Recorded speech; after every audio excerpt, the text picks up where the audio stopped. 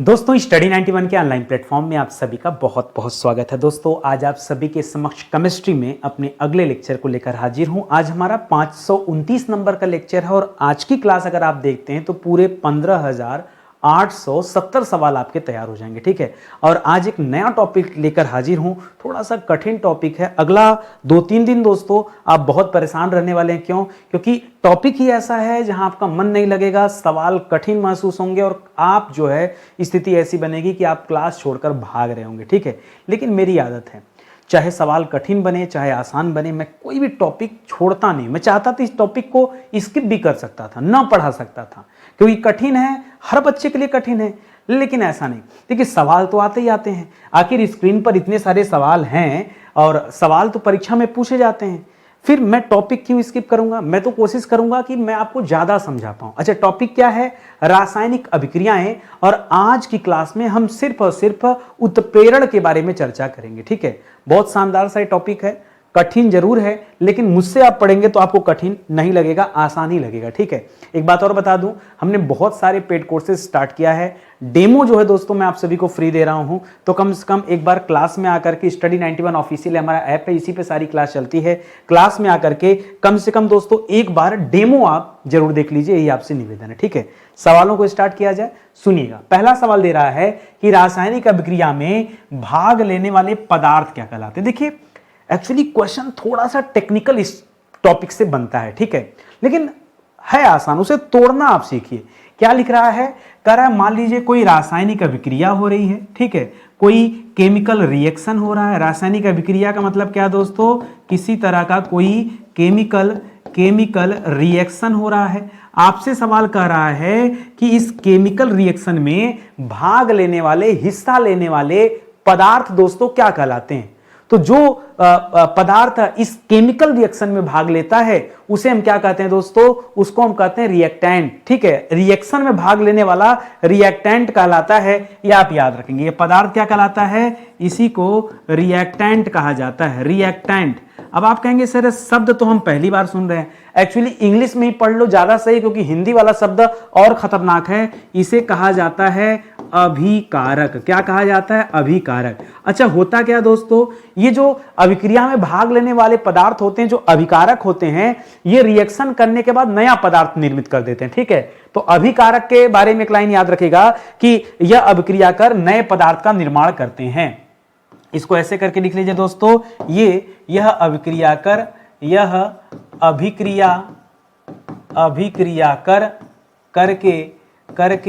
नए पदार्थ का निर्माण करते हैं। नए पदार्थ का निर्माण करते हैं। ठीक है, कौन? ये जो रिएक्टेंट होते हैं, इनका काम ही है रिएक्शन करना। क्या मैं कोई बहुत कठिन बात बता दिया? बस इसी तरह से ऐसे ही हमें एक एक चीजों को पढ़ते हुए चलना है और मैं आपको आसान भाषा में समझाते चलूंगा। अब सुनिए, कर रासायनिक अभिक्रिया, ये जो केमिकल रिएक्शन हो रहा था, इस केमिकल रिएक्शन से प्राप्त होने वाले जो नए पदार्थ होते हैं वो क्या कहलाते हैं? जो हिस्सा लेते हैं वो तो अभिकारक होते हैं। ठीक है, तो याद रखिएगा यहां पर पहला पॉइंट हमने क्या सीखा? हिस्सा लेने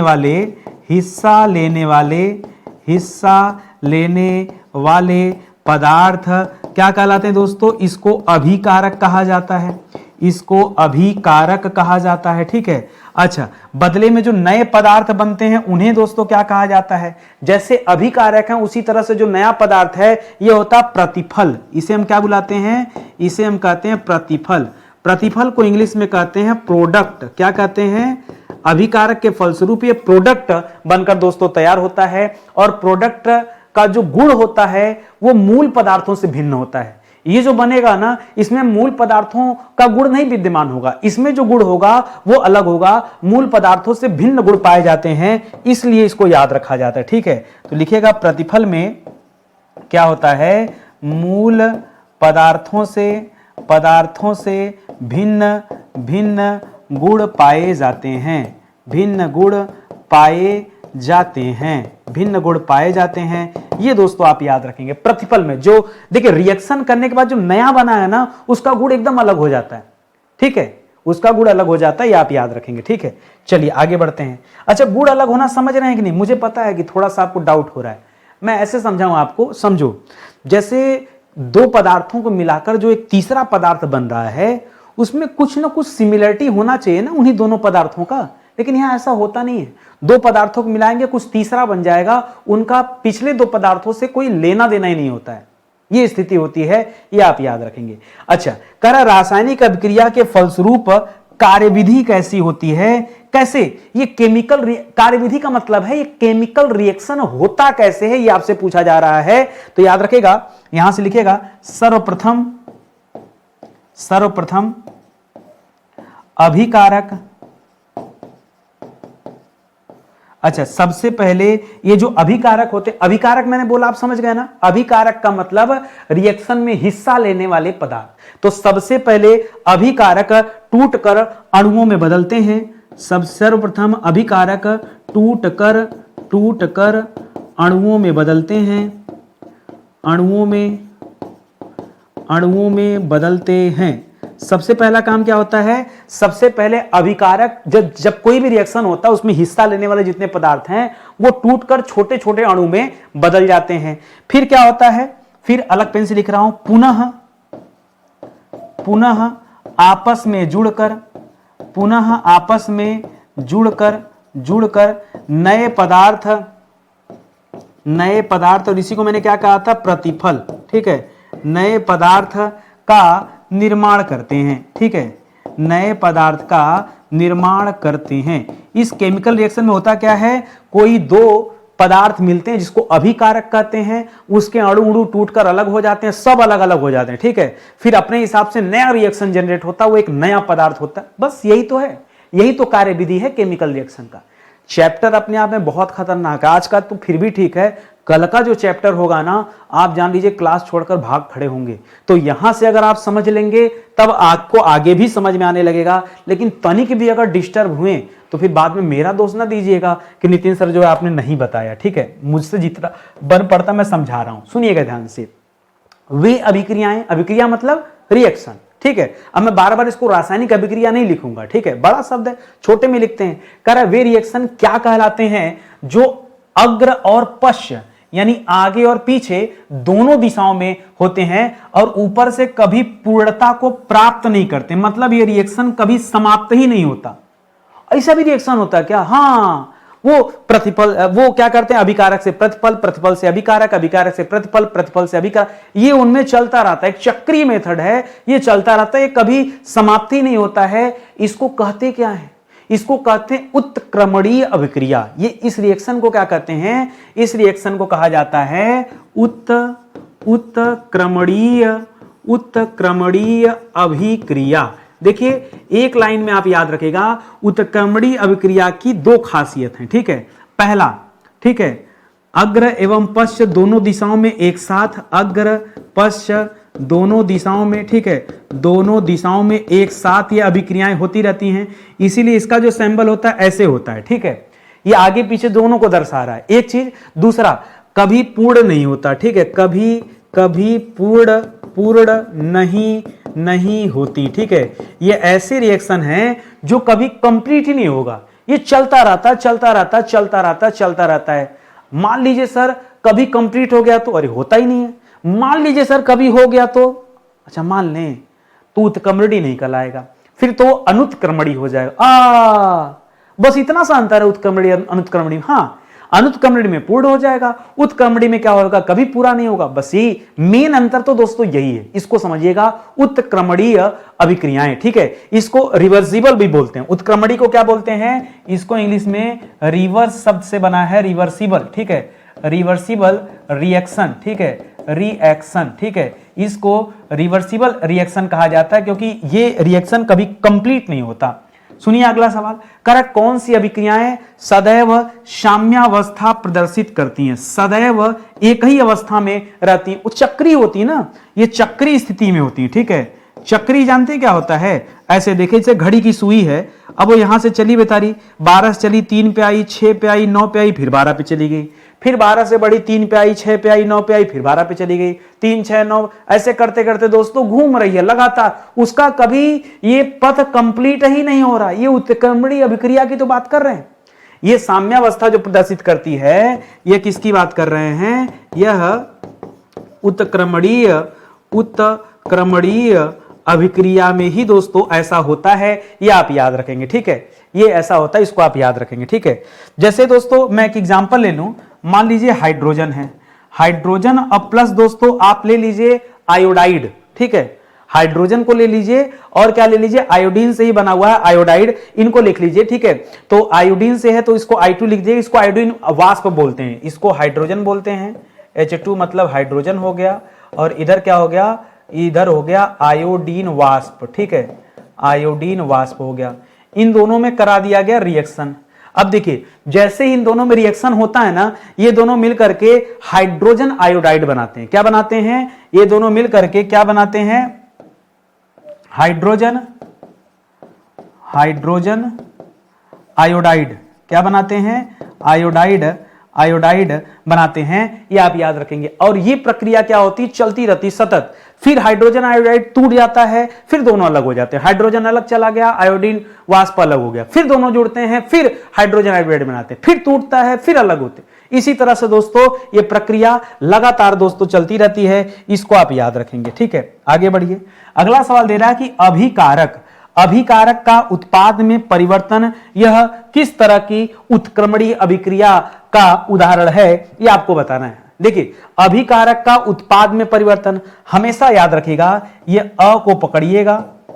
अगर अभिकारक दोस्तों क्या हो रहा है, चेंज हो रहा है उत्पाद में, ठीक है, तो ये अभिकारक। अब इसी अ से दोस्तों लेकर आएगा, अ से अभिकारक पकड़िएगा, ये अ खाली अ लिखिए यहां पे, अ से अभिकारक पकड़िएगा, और अ से ही दोस्तों आपका हो जाएगा अग्र अभिक्रिया। जो अग्र पश्च आप पढ़ रहे थे वो क्या हो जाएगा, यह अग्र अभिक्रिया का उदाहरण है। अभी आपने पढ़ा था पीछे ना कि उत्क्रमणीय अभिक्रियाएं ये कभी पूर्ण नहीं होती, इसको पढ़ लिया, साम्यावस्था में हो जाती हैं। और आपने पढ़ा था ये सदैव अग्र और पश्च दिशाओं में होती है, दोनों दिशाओं में, अग्र और पश्च दोनों दिशाओं में होती रहती हैं। तो जो अग्र अभिक्रिया होता है उस केस में अभिकारक उत्पाद में बदलता है, पुनः जब ये उत्पाद अभिकारक में बदलेगा तो पश्च अभिक्रिया कहलाती है, ठीक है। इसी का ठीक उल्टा कर देंगे तो पश्च अभिक्रिया हो जाएगा। इसी तरह से देखिए लिख रहा है, उत्पाद जो है जब ये अभिकारक में बदलता है, जब ये अभिकारक में बदलता है तब इसे हम क्या कहते हैं, तब हम इसे कहते हैं पश्च अभिक्रिया। क्या कहते हैं, तब हम इसे कहते हैं पश्च अभिक्रिया। ये आप याद रखेंगे, आपका बिल्कुल सही जवाब हो जाएगा। इसी तरह का ऑप्शन आप एग्जाम में ढूंढिएगा, तब जाके कॉन्सेप्ट क्लियर होगा। कह रहा वे अभिक्रियाएं क्या कहलाती हैं जो केवल अग्र दिशा में होती है। देखिए इसका शब्द एक लगा दिया, कह रहा केवल, अरे ऐसा तो एकदम मतलब रोक दिया भाई। आपने पढ़ा था अग्र पश्च दोनों होती हैं उत्क्रमणी में, लेकिन यहां लिख दिया केवल अग्र दिशा में होती हैं, और जिनमें अभिकर्मक का उत्पादन पूर्ण परिवर्तन हो जाता है। ऊपर से क्या लिख रहा है दोस्तों, कह रहा पूर्ण परिवर्तन भी हो जाता है। तो दोस्तों सीधे सीधे अब हम चल रहे हैं अनुत्क्रमणीय पर। क्यों, क्योंकि अनुत्क्रमणीय का ही एक खासियत है, अनुत्क्रमणीय अभिक्रिया, ठीक है। उसी में ऐसा होता है कि केवल अग्र दिशा में यह होता है, यह आप याद रखेंगे। इस तरह से दोस्तों इसे भी याद रखेगा। जैसे उसको रिवर्सिबल बोलते थे, इसको इररिवर्सिबल बोलते हैं। क्या बोलते हैं, रिवर्सिबल के आगे IR लगा दीजिए तो बन जाएगा इररिवर्सिबल, ठीक है। IR फिर रिवर्स लिखिएगा, रिवर्सिबल, ठीक है, रिवर्सिबल रिएक्शन, ठीक है, रिएक्शन, ये दोस्तों इसे कहा जाता है। ये आप ध्यान रखेंगे, कठिन नहीं है, आसानी है। करा कौन सी अभिक्रियाएं कभी साम्यावस्था में नहीं रहती। हाँ सिंपल सी बात है, साम्यावस्था में कौन सी रहती हैं, जिनमें अभिक्रियाएं चलती रहती हैं। साम्यावस्था की खासियत होती है अभिक्रिया निरंतर चलती रहती है, यहां लिखिएगा, ठीक है। साम्यावस्था में क्या होता है, अभिक्रिया स्थिर रूप में निरंतर चलती रहती है, निरंतर चलती रहती है, स्थिर रूप में निरंतर चलती रहती है। लेकिन जहां लिख दिया कि नहीं है, फिर आप समझिए ये हम किसकी बात कर रहे हैं, अनुत्क्रमणीय अभिक्रिया की बात कर रहे हैं। यहां की स्थिति कैसी होती है, क्या होती है, एक लाइन में याद रखेगा, ये अभिक्रियाएं कभी भी साम्यावस्था में नहीं दिखती हैं। ये आप याद, कभी भी साम्यावस्था में नहीं दिखती हैं, ये आप याद रखेंगे, ठीक है। कठिन चीज भी आसान हो सकता है, बस उसको समझाने वाला व्यक्ति आसान तरीके से समझाए। ईमानदारी से बताना मैं समझा पा रहा हूं कि नहीं, बहुत कोशिश करता हूं मैं कि कितने इस चैप्टर को पढ़ाने से पहले मैं सोच रहा था मैं बच्चों को कैसे कैसे उनके दिमाग में डाल दूं, घोल के पिला दूं। भाई मेरी भी परीक्षा होती है कि नहीं मैं बच्चों को याद करा पा रहा हूं कि नहीं, सिर्फ आके पढ़ा नहीं देना है, एकदम उनके दिमाग में डाल देना, बिठा देना है, ठीक है। आइए आगे बढ़ते हैं। करा उष्मीय वियोजन, जिसे हम थर्मल डिसोसिएशन बोलते हैं, यह किस प्रकार की अभिक्रिया है? ऐसे थोड़े पता चलेगा किस, ऐसे हम पूछ देंगे कि उष्मीय वियोजन यह किस प्रकार की अभिक्रिया है, तो भैया ये दोनों हो सकता है, यह उत्क्रमणीय भी हो सकता है और यह अनुत्क्रमणीय भी हो सकता है। क्या समझ रहे हैं? ये दोनों हो सकता है भाई, उत्क्रमणीय भी हो सकता है, अनुत्क्रमणीय। भाई ऐसे कैसे कोई बता देगा कि उष्मीय वियोजन केवल उत्क्रमणीय है या केवल अनुत्क्रमणीय है? ये कैसे बता देगा कोई, ठीक है। क्योंकि दोस्तों अब देखिए इसके लिए समझना पड़ेगा कि अगर हम ये कह रहे हैं कि उष्मीय वियोजन जो है उत्क्रमणीय अभिक्रिया है, तो समझना पड़ेगा उत्क्रमणीय में होता क्या है।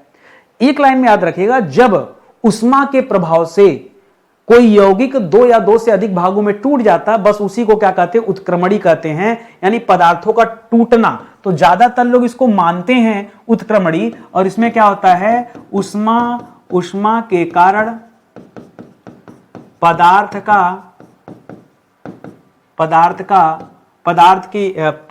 का टूटना, आसान भाषा में लिखेगा, बस पदार्थ का जो टूटना है यही क्या कहलाता है? इसी को उष्मीय वियोजन कहते हैं। उष्मीय मतलब उष्मा के कारण। उष्मीय का अर्थ क्या हो गया? उष्मीय के कारण, यानी उष्मा के कारण, ठीक है। उष्मा के कारण ही ये पदार्थ टूट रहा है छोटे छोटे खंडों में, बस इसे याद रखेगा। कह रहा किस अभिक्रिया, अब देखिए एक ही सवाल को तोड़कर आपको कैसे, इसे 3 लाइन का सवाल दिया, बच्चा एग्जाम में पढ़ता ही नहीं, पहले डर जाता है, बड़ा कठिन सवाल कैसे बताएं, लगा कांपने, छोड़ दिया सवाल। अरे पढ़ा करो। कह रहा किसी अभिक्रिया में कोई अणु ताप के प्रभाव में, क्या लिखा? ताप। मैंने क्या लिखा? उष्मा। ताप उष्मा में कोई अंतर है? ताप माने टेम्परेचर, उष्मा माने हीटिंग, दोनों एक दूसरे से संबद्ध है, ठीक है। तो कोई अणु ताप के प्रभाव में जब वह सरल अणुओं में टूटता है और उत्पाद के अणु आपस में मिलकर पुनः अभिकारक का अणु बना लेते हैं, तो दोस्तों ये क्या कहलाता है? भैया यही तो उष्मीय वियोजन है। यही पूरी प्रक्रिया क्या है दोस्तों? इसी पूरी प्रक्रिया को उष्मीय वियोजन दोस्तों कहते हैं। ये आप याद रखिएगा, ये भी बड़ा अच्छा सा सवाल है। आगे देखिए, कह रहा किस अभिक्रिया में असाम्यावस्था पर वियोजन की दर और संयोजन की दर, ठीक है, वियोजन की दर और संयोजन की दर क्या हो जाती है? बराबर हो जाती है। ये किस कंडीशन में होता है? ये उष्मीय वियोजन में ही होता है, दोनों साम्यावस्था में आ जाते हैं, ठीक है। ये उष्मीय वियोजन में होता है। क्या होता है? वियोजन की दर और संयोजन की दर क्या हो जाती है? एक दूसरे के बराबर हो जाती है। ये आप याद रखेंगे, बहुत अच्छा सा सवाल है, इसको दिमाग में रखेंगे, ठीक है। अगला सवाल, कह रहा विघटन दोस्तों यह किस प्रकार की अभिक्रिया है? विघटन के बारे में भी वही कहा जाता है कि भाई यह उत्क्रमणीय भी हो सकता है और अनुत्क्रमणीय भी हो सकता है, ठीक है। यह जो है उत्क्रमणीय भी हो सकता है और अनुत्क्रमणीय भी हो सकता है, ठीक है। देखिए उष्मीय वियोजन के बारे में तो लोगों ने कह दिया था कि उष्मीय वियोजन, बल्कि आप यहां कर ही लीजिए क्योंकि ज्यादातर लोग इसको मानते हैं, तो ये सही भी है और ये मत करिएगा, ठीक है। लेकिन इसके बारे में विघटन वाले कंडीशन में ये माना जाता है कि भाई ये उत्क्रमणीय भी हो सकता है कंफर्म, और यह अनुत्क्रमणीय भी हो सकता है, दोनों हो सकता है, ऐसा माना जाता है। जैसे अमोनिया का विघटन, ये उत्क्रमणीय वियोजन का उदाहरण है, लिखिएगा। जैसे अमोनिया का विघटन, ठीक है, अमोनिया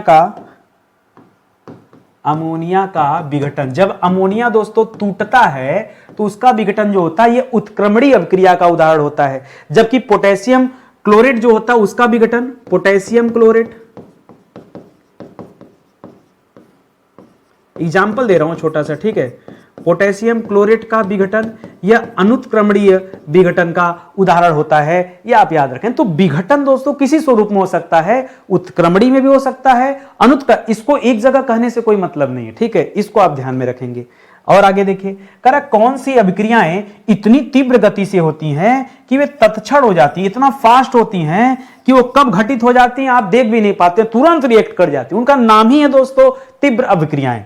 भाई ये इतना तेजी से घटित होती हैं, इसलिए इन अभिक्रियाओं को हम क्या कहते हैं? तीव्र अभिक्रियाएं कहते हैं, ठीक है। क्यों तीव्र कहा? क्योंकि बहुत तेजी से होती हैं। बहुत तेजी से घटित हो जाती है, लिख रहा तत्व क्षण उसी क्षण हो जाती है। कई बार आपको ये तीव्र अभिक्रिया ऑप्शन में नहीं मिल सकता है, एग्जाम में कभी कभी आयनिक अभिक्रिया भी दे सकता है, ठीक है। तो चाहे तीव्र अभिक्रिया लिख दे, चाहे आपके एग्जाम में आयनिक अभिक्रिया लिख दे, क्या लिख दे, आयनिक अभिक्रिया लिख दे, घबराइएगा मत, दोनों आपका बिल्कुल सही जवाब हो जाएगा, याद रखेंगे। करा उदासीनीकरण और अवक्षेपण, उदासीनीकरण और अवक्षेपण ये किस प्रकार की अभिक्रियाओं के उदाहरण हैं, इनको किसके अंतर्गत रखा जाता है, ये तीव्र अभिक्रियाएं हैं। ये नाम से ऐसा लग रहा है कि उदासीन हो गए हैं, अरे बाप रे बाप, ये तीव्र अभिक्रिया के उदाहरण है। किसके, यह तीव्र अभिक्रिया के ही उदाहरण है। बस खाली नाम से मत जाइए कि उदासीन हो गए हैं ना, होते बड़े तेज हैं, ठीक है। तो इसको आप याद रखेंगे। ध्यान दीजिएगा, अब तक मैंने आपको कुल 7 विषय पढ़ा दिया, ये 8वां विषय केमिस्ट्री चल रहा है। बहुत सारे बच्चे पूछते हैं कि सर पॉलिटी पढ़ा दीजिए, ज्योग्राफी पढ़ा दीजिए। अरे पढ़ा चुका हूं, आप स्टडी 91 चैनल पे आइए, प्लेलिस्ट में जाइए, क्लास देखिए, बहुत अच्छे ढंग से मैंने पढ़ाया क्लास, ठीक है। पूरा एंशिएंट हिस्ट्री, पूरा मिडावल हिस्ट्री, पूरा मॉडर्न हिस्ट्री, ये मैंने पढ़ाया 150 लेक्चर में। कितना, 150 लेक्चर में। इसी तरह से भारत का संविधान पूरा पढ़ाया आपको 80 लेक्चर में, विश्व का भूगोल 100 लेक्चर में, भारत का भूगोल 125 लेक्चर में, और 50 लेक्चर में आपको पढ़ाया फिजिक्स विषय, ठीक है। 7 विषय पढ़ाने के बाद ये हमारा 8वां विषय है जो आज आप पढ़ रहे हैं। मैं तो यहां लिख रहा हूं 500 प्लस। ईमानदारी से बताओ आज की क्लास कौन सी है, 529 नंबर की क्लास है। 15,000 प्लस हम लोग कितना कवर कर रहे हैं, 15,800 सवाल हम लोग अपनी क्लास में पढ़ चुके हैं। अगली क्लास में 15,900 सवाल हो जाएगा। कितना हो जाएगा, 30 सवाल पढ़ते पढ़ते 15,000 सवाल दोस्तों हम लोग पढ़ डाले। अरे 900 हो जाएगा तो 16,000 होने में कितना दिन बचा है बताइए। बहुत जल्द हम अपने 16,000 सवाल को कवर करने वाले हैं, ठीक है। तो क्लास में बने रहेंगे तो इसी तरह से बहुत सारी नई नई चीजें सीखने को आपको मिलेंगी, सब आपके ऊपर निर्भर करता है। सुनिएगा, कह रहा कौन सी अभिक्रियाओं की चाल इतनी कम होती है कि वे कई वर्षों में जो है रिएक्शन उनका पूरा नहीं हो पाता, इतनी धीमे धीमे रिएक्शन करती। इनको भाई तेज वाले को तीव्र कहा, अब इसको क्या कहा जाए, इसको कहते हैं अति मंद अभिक्रियाएं। क्या कहते हैं, अति मंद अभिक्रियाएं। अच्छा, कई बच्चे ऐसे होते हैं जो हंसने लगते हैं, अरे क्या बात करते हैं, ऐसी अभिक्रिया कैसे हो सकती है जो इतनी धीरे होती कि कई वर्षों में पूरी नहीं हो पाती है। लोहे को जंग लगते देखा या खुद को बड़ा होते देखा। बड़ा हम कब होते हैं, पता नहीं कैसे बढ़ जाते हैं, कभी एहसास ही नहीं होता कि हम बढ़ रहे हैं, लेकिन बस बढ़ जाते हैं। हालांकि ये कोई अभिक्रिया नहीं है। अभिक्रिया में क्या है, लोहे में जंग लगना। लोहे में जो जंग लगता है धीरे धीरे धीरे धीरे धीरे धीरे धीरे धीरे लगता है, सालों लग जाता है, कभी कभी वर्षों लग जाते हैं लोहे में जंग। अब इसका एग्जाम्पल क्या है, एग्जाम्पल सुनिए, जैसे जैसे जैसे लोहे में जंग लगना, लोहे में जंग लगना, यह भी दोस्तों एक तरह की रासायनिक अभिक्रिया है। लेकिन क्या ये मिनट में हो जाती है, ऐसे जंग लग जाता है, सुबह रखा शाम को जंग लग गया? नहीं, ऐसा सैकड़ों वर्षों में होता है, मतलब लंबे समय में होता है, दसियों साल भी लग सकता है, ठीक है। या फिर चट्टानों का रासायनिक अपक्षय, चट्टानों का रासायनिक अपक्षय, ठीक है। चट्टानों का जो रासायनिक अपक्षय होता है, भाई आग्नेय चट्टानें जो है कब अवसादी बन जाती, कब वो रूपांतरित में कन्वर्ट हो जाती, क्या तुरंत होता है क्या? आप ही बताओ, रूपांतरित चट्टान तुरंत बन गया, उसका रूप बदलने में कितना वर्ष लगा? हजारों वर्ष लगे दोस्तों, तब जाकर उसका रूप परिवर्तित हुआ है। इस तरह से इसे भी याद रखेगा। तो बहुत मुस्कुराने वाली बात नहीं है, बस अपने अपने सोचने समझने वाली बात है कि कहां क्या उत्तर बन रहा। सुनिए आगे देखिए, करा उत्प्रेरक की अनुपस्थिति में, क्या दिया दोस्तों, करा उत्प्रेरक कोई नहीं है, उत्प्रेरक यहां पे अनुपस्थित है, उसकी अनुपस्थिति में ऑक्सीजन, ध्यान दीजिएगा, ऑक्सीजन और हाइड्रोजन की अभिक्रिया किस प्रकार की अभिक्रिया का उदाहरण है? यदि उत्प्रेरक नहीं है तो ऑक्सीजन और हाइड्रोजन का रिएक्शन, ये कैसा उदाहरण है, किस चीज का उदाहरण है? तो याद रखिएगा, यह अति मंद अभिक्रिया का उदाहरण है। किसका उदाहरण है? अति मंद अभिक्रिया का यह उदाहरण माना जाता है। ऐसा क्यों होता है दोस्तों? क्योंकि ऑक्सीजन और हाइड्रोजन दोनों स्थिर गैसें हैं। लिखेगा क्योंकि हाइड्रोजन और ऑक्सीजन दोनों स्थिर गैसें हैं। दोनों स्थिर गैस हैं, कैसे रिएक्शन करेगा? बिना उत्प्रेरक के रिएक्शन कैसे होगा? रिएक्शन करने के लिए कोई उत्प्रेरक चाहिए। अगर दोनों स्थिर गैसें हैं तो नहीं हो सकता है। दो चीजें चाहिए होता है रिएक्शन के लिए, एक तो कोई ना कोई उत्प्रेरक चाहिए होता है, दूसरा सक्रिय ऊर्जा चाहिए होता है। क्या चाहिए होता है? दूसरा लिखेगा, दूसरा सबसे जरूरी है सक्रिय ऊर्जा। ठीक है, क्या चाहिए होता है? सक्रिय ऊर्जा। ये दो चीजें दोस्तों चाहिए होती हैं, जो कि यहां पर पहले मना कर दिया तो कोई रिएक्शन अभी नहीं हो पाएगा, ये आप याद रखेंगे। ठीक है, फिलहाल ये अति मंद अभिक्रिया में आएगा, बहुत धीरे धीरे रिएक्शन होगा। उत्प्रेरक रहता तो वही रिएक्शन तेज हो जाता। क्रिया कारक की निम्नतम एवं उच्चतम ऊर्जा अवस्था का अंतर दोस्तों क्या कहलाता है? बस यही अंतर जो है दोस्तों, इसी को सक्रिय ऊर्जा कहते हैं। क्या कहते हैं? सक्रिय ऊर्जा कुछ और नहीं है, क्रिया कारक की निम्नतम और उच्चतम ऊर्जा अवस्था जो है, बस यही क्या है, इसी को सक्रिय ऊर्जा कहा जाता है। ये आप याद रखेंगे। ऊर्जा की वह न्यूनतम मात्रा, कम ऊर्जा की वह कम से कम मात्रा ना, न्यूनतम मात्रा क्या कहलाती है? जो अणुओं की आपसी टक्कर द्वारा उत्पन्न होती है, यह क्या कहलाती है? इसको बोलते हैं देहली एनर्जी। क्या बोलते हैं?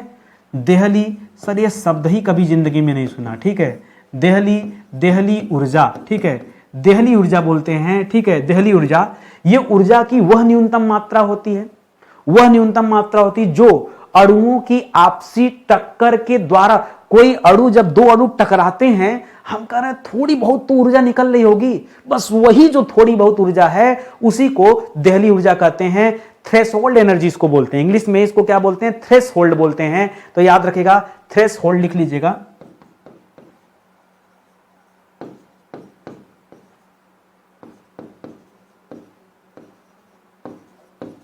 थ्रेशोल्ड, और ये जो थ्रेशोल्ड एनर्जी होता है यह किसके बराबर होता है? तो लिखिएगा, ये थ्रेशोल्ड एनर्जी सक्रिय ऊर्जा प्लस टक्कर के बाद जो ऊर्जा पैदा हो रही है, ठीक है, या अणुओं की नहीं, अणुओं की जो सामान्य ऊर्जा है उनको, दोनों को जोड़ देंगे, अणुओं की सामान्य ऊर्जा। ठीक है, सामान्य ऊर्जा, इन दोनों को जब जोड़ देंगे तो यही क्या बन जाता है? देहली ऊर्जा बन जाता है। कभी कभी ये फार्मूला भी आपसे पूछ सकता है। ठीक है, कह रहा वह प्रक्रिया क्या कहलाती है जिसमें उत्प्रेरक की उपस्थिति, अब उत्प्रेरक दोस्तों आ गया है, कह रहा उत्प्रेरक की उपस्थिति के कारण किसी रासायनिक अभिक्रिया, किसी केमिकल रिएक्शन की गति दोस्तों परिवर्तित हो जाती है। ठीक है, गति। देखिए उत्प्रेरक का काम क्या होता है? उत्प्रेरक का काम होता है रिएक्शन को तेज कर देना। समझिएगा, कोई भी उत्प्रेरक है दोस्तों, ध्यान दीजिएगा, उत्प्रेरक का काम क्या है? लिखिएगा, उत्प्रेरक का कार्य, एक लाइन में लिखिएगा, उत्प्रेरक का कार्य होता है रासायनिक अभिक्रिया को तेज कर देना। रासायनिक अभिक्रिया को तीव्र कर देना। ठीक है, तीव्र कर देना, यह दोस्तों किसका कार्य होता है? यह उत्प्रेरक का कार्य होता है। और पहले ही बता दिया कि उत्प्रेरक है। जब उत्प्रेरक है दोस्तों तो यह पूरी की पूरी रासायनिक अभिक्रिया अब क्या कहलाएगी? अब इसे कहा जाता है उत्प्रेरण। ठीक है, उत्प्रेरण कहा जाता है, उत्प्रेरण। उत्प्रेरक की उपस्थिति में जो रासायनिक अभिक्रिया होती है वो तो अपने आप तेज हो जाएगी, इसमें अंडरस्टूड है। अगर ये ना लिखा होता कि गति परिवर्तित हो जाती तो भी मान के चलते कि हाँ भैया गति परिवर्तित हो जाती है, और इसी को कैटालाइज बोलते हैं। ठीक है, कैटालाइज बोलते हैं दोस्तों, तो याद रखेगा, कैटालाइज, CATALYSIS।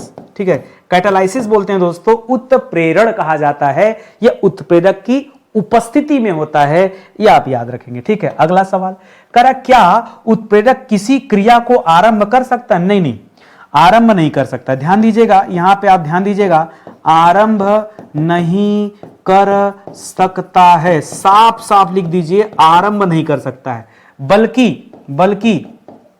बल्कि ये अभिक्रिया को तेज करता है, स्टार्ट नहीं करता है। यह अभिक्रिया को तीव्र करता है, केवल दोस्तों उसकी गति को बढ़ाता है, न कि स्टार्ट करता। दोनों में अंतर है, गति को बढ़ा देना, स्टार्ट करना, अंतर नहीं है। आरंभ नहीं करता है, बच्चा रट लिया, आ गया एग्जाम में, भावनाओं में बह गया, उत्तर गलत हो गया। तो आप बचिए ऐसे सवालों से, यह भी अपने आप में बड़ा खतरनाक सवाल है, बहुत खतरनाक। ठीक है, आगे बढ़िए। करा किस पदार्थ की बहुत सूक्ष्म मात्रा, किस पदार्थ की बहुत सूक्ष्म मात्रा अभिक्रिया के वेग को परिवर्तित कर देती है। देखिए, वेग को परिवर्तित करने का मतलब क्या है, यह जो पदार्थ है यह किसी न किसी तरह का कोई न कोई उत्प्रेरक होगा, पक्का उत्प्रेरक होगा, क्योंकि उत्प्रेरक ही वह है जो एक काम करता है।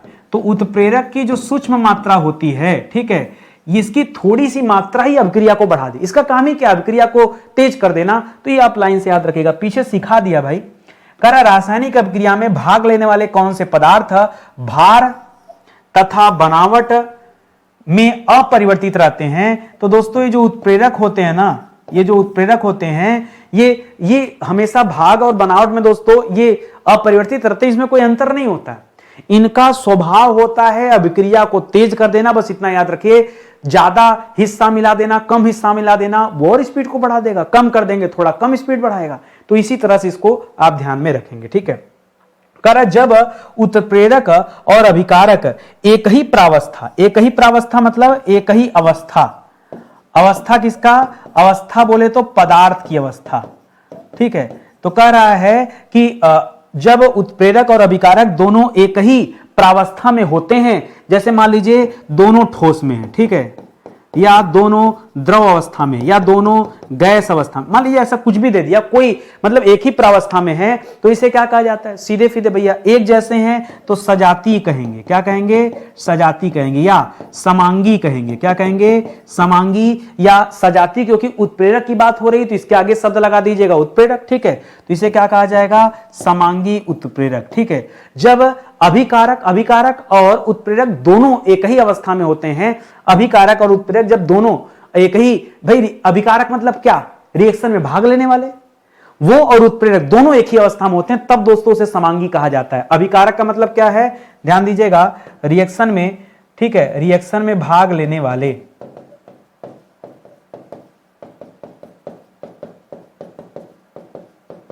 पदार्थ, यही क्या कहलाते हैं दोस्तों, इसी को अभिकारक कहा जाता है। ये आप याद रखेंगे। करा जब उत्प्रेरक और अभिकारक दोनों भिन्न भिन्न प्रावस्था में हो जाएं, दोनों की अवस्थाएं दोस्तों अलग अलग हो जाती हैं, तो ये क्या कहलाते हैं, अब ये क्या हो जाएगा, विषमांगी हो जाएगा। क्या हो जाएगा, विषमांगी हो जाएगा या विजातीय हो जाएगा। ठीक है, विजातीय उत्प्रेरक हो जाएगा। दोनों जब अलग अलग हो जाते हैं, पता चल रहा है उत्प्रेरक मान लीजिए ठोस है और अभिकारक जो है दोस्तों, जो भाग लेने वाले पदार्थ हैं वो द्रव अवस्था में है, किसी और ठोस में तो होगा नहीं, कुछ कुछ ठोस भी तो होता है। ठीक है, तो वहां भी रिएक्शन हो जाता है, बल्कि आप द्रव गैस लीजिए ज्यादा सही है, ठोस हटाइए यहां से। ठीक है, नहीं कल को ब्लेम कर देंगे हमारे ऊपर। ठीक है, सिर्फ द्रव और गैस लीजिए, ज्यादा सही है। ठीक है, तो ये आप याद रखेंगे। अगला सवाल देखिए, अगला दे रहा है कि किसी अभिक्रिया में बना कोई उत्पाद, उत्पाद बोले तो किसी अभिक्रिया के फलस्वरूप जो ये प्रोडक्ट तैयार हुआ है, जब वो खुद ही वो प्रोडक्ट, जो प्रोडक्ट बना हुआ है, जब खुद ही वो स्वयं ही उत्प्रेरक बन जाए, तब दोस्तों क्या कहा जाता है, अरे जब अपने से बन गया तो स्व कर दीजिए, स्व उत्प्रेरक। क्या हो जाएगा दोस्तों, यह क्या कहलाएगा, यह कहलाएगा स्व उत्प्रेरक। जब अभिक्रिया के फलस्वरूप बना हुआ पदार्थ, प्रतिफल, प्रोडक्ट स्वयं ही उत्प्रेरक बन जाए और वो अपनी अभिक्रिया को तेज कर ले, बस जान जाइए वो क्या होता है, उसे स्व उत्प्रेरक कहा जाता है। ये आप याद रखेंगे। ठीक है, करा एंजाइम द्वारा अभिक्रिया की दर को बढ़ाना, ये क्या कर, मान लीजिए एंजाइम के द्वारा किसी अभिक्रिया की दर को बढ़ाना, ये क्या कहलाता है, क्योंकि एंजाइम द्वारा बढ़ा रहे हैं तो इसका नाम क्या हो जाएगा, एंजाइम उत्प्रेरक हो जाएगा, उत्प्रेरक हो जाएगा। ठीक है, एंजाइम उत्प्रेरक हो जाएगा। देखिए है वैसा ही, बस इतना अजीब ढंग से दे दिया है, आपने कभी पढ़ा नहीं, आपने सोचा कुछ और इसका नाम होगा, इस चक्कर में केवल आपने सवाल गलत कर दिया। सुनिए, करा जटिल नाइट्रोजन युक्त, क्या दिया है, जटिल नाइट्रोजन युक्त कौन से कार्बनिक पदार्थ ताप के प्रति अधिक संवेदनशील होते हैं, कौन से पदार्थ ये ताप के प्रति अधिक संवेदनशील होते हैं, तो याद रखिएगा ये जितने भी प्रोटीन होते हैं, ये जितने भी एंजाइम होते हैं, ये जितने भी एमिनो एसिड होते हैं, ध्यान दीजिएगा, एमिनो एसिड होते हैं, ये सब नाइट्रोजन युक्त होते हैं और ताप के प्रति ये बहुत अधिक संवेदनशील होते हैं, ये आप याद रखेगा। तो ये आप याद रखेंगे और ये उत्प्रेरक का भी कार्य करते हैं, ठीक है। यही तो उत्प्रेरक का कार्य करते हैं, ठीक है। अभी आपने पीछे एंजाइम उत्प्रेरक पढ़ा, ठीक है। इसी तरह से प्रोटीन उत्प्रेरक भी होता है, अमीनो एसिड भी होता है, ठीक है। करा एंजाइम किस ताप पर सबसे अधिक सक्रिय हो जाता है? अब देखिए करा कि कितने डिग्री सेल्सियस का टेम्परेचर हो कि एंजाइम क्या हो जाए, सक्रिय हो जाए। तो इसके लिए कुछ लोग मानते हैं कि भाई 25 से 35 डिग्री सेल्सियस, कुछ लोग मानते हैं कि 25 से 35 डिग्री सेल्सियस, कुछ लोग मानते हैं 30 से 40 डिग्री सेल्सियस। अब अपने आप में बवाल काट लीजिए, जो आपको इसके आसपास का उत्तर हो वो आप टिक कर दीजिएगा, ठीक है। 30 मोटी मोटा ये दोनों की तरफ आता है, इसको याद रखेंगे। रासायनिक अभिक्रिया की मुख्य प्रकृति क्या है? करा केमिकल रिएक्शन की मुख्य प्रकृति क्या है? बहुत सारी प्रकृति हो सकती है, जैसे केमिकल रिएक्शन के फलस्वरूप ही गैसों का उत्सर्जन होता है। बताइए, गैसों का उत्सर्जन, बात को समझ रहे हैं कि नहीं?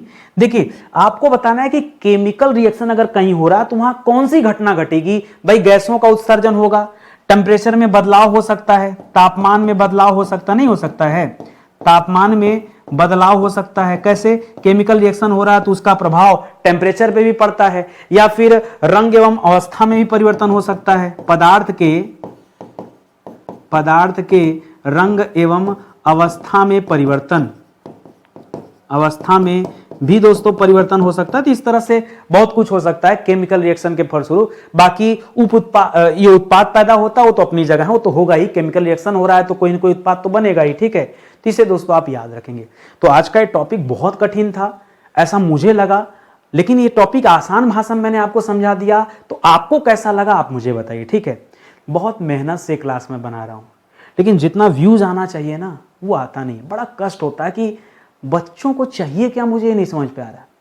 मैं बच्चों को नहीं समझ पा रहा हूं या बच्चे मुझे नहीं समझ में आ रहे हैं, मुझे नहीं समझ पा रहे हैं। दिक्कत क्या है मैं समझ नहीं पा रहा हूं। काफी दिनों से मैं प्रयास कर रहा हूं इतना अच्छा कंटेंट जो सच में बच्चों के लिए हितकारी है, बिना टाइम पास किए, पूरी शिद्दत पूरी मेहनत के साथ क्वेश्चन ढूंढना, उसका सोल्यूशन तैयार करना, फिर भी बच्चों को क्या चाहिए मुझे नहीं समझ में आता। हाँ, एक चीज मैं अपने जीवन में मान चुका हूं, मैं कोई भी क्लास पढ़ाता हूं ना 3 साल बाद वायरल होती है, 3 साल। तो मैं ये मान के चलता हूं कि लगता है मेरी सोच ज्यादा आगे की है। अब 3 साल बाद एक क्लास वायरल होगा, अभी इसका वैल्यू कोई नहीं समझेगा। 3-4 साल बाद ना आप चेक कर लीजिएगा पलटकर, 3-4 साल बाद ये मिलियंस में होंगे। ये क्लास जो है मिलियंस में होंगे, 1 मिलियन नहीं, मिलियंस बोल रहा हूं, ठीक है। कई मिलियन तक लोग इसको वॉच कर चुके होंगे, आज नहीं। तो मैं सोच के चलता हूं कि क्योंकि जो 2021 में पढ़ाया अब 2025 में वायरल, 2025 में पढ़ा रहा हूं वो 28 में वायरल, 28 वाला 31 में वायरल होगा, ठीक है। तो इससे क्या ज्ञात होता है? यही तो पता चलता है कि पुरानी चीजें जो हैं वो धीरे धीरे बच्चों तक अब पहुंच रही हैं, डिलीवर्ड हो रही हैं और तैयारी कर रहे हैं लोग। तो आप अगर आज से जुड़े हैं तो बहुत बेहतर है। बस आप विश्वास कीजिए मेरे ऊपर कि नितिन सर जो कर रहे हैं, मेहनत से दे रहे हैं, वो हमारे लिए अच्छा है, आपको खुद ब खुद भी लगेगा, ठीक है। तो अच्छे से पढ़ाई कीजिए। कोई दिक्कत परेशानी हो तो इस नंबर पे आप कॉल कर सकते हैं, संपर्क कर सकते हैं, ठीक है। एक चीज़ और कहना चाहूँगा, ये हमारा application study 91 official play store से आप डाउनलोड कर लीजिए। सारी क्लासेस इसी पे चलती हैं। आजकल मैं जीएस के लिए भी पेड कोर्सेस लॉन्च कर चुका हूँ, बहुत सटीक, लाखों रुपए खर्च करके आपको इतना अच्छा क्वालिटी कंटेंट की क्लास नहीं मिलेगी। एक काम करिए ना, डेमो देख लीजिए, आप अपने आप को रोक नहीं पाएंगे। बैच खरीदने से आप अपने आप को रोक नहीं पाएंगे, इसीलिए तो मैं कहता हूँ डेमो देखिए। मैं कभी कोर्स खरीदने के लिए नहीं आपको बुलाता, मैं बुलाता हूँ डेमो देखो, पसंद आए तो ज्वाइन करो, नहीं पसंद आता कोई बात नहीं, अच्छा लगे तो ज्वाइन करो। भाई पढ़ोगे तो समझ में आएगा ना कि नितिन सर कैसा पढ़ा रहे हैं, क्या पढ़ा रहे हैं, जरूरी है कि नहीं है। मैं तो अपने हिसाब से बेस्ट पढ़ा रहा हूं, बट आपको कैसा लग रहा है आप ही जानोगे, ठीक है। तो सेशन आज का ही समाप्त होता है, मिलते हैं अगले लेक्चर में। तब तक के लिए बहुत बहुत धन्यवाद आप सभी का। जय हिंद, जय Bharat. Thank you so much.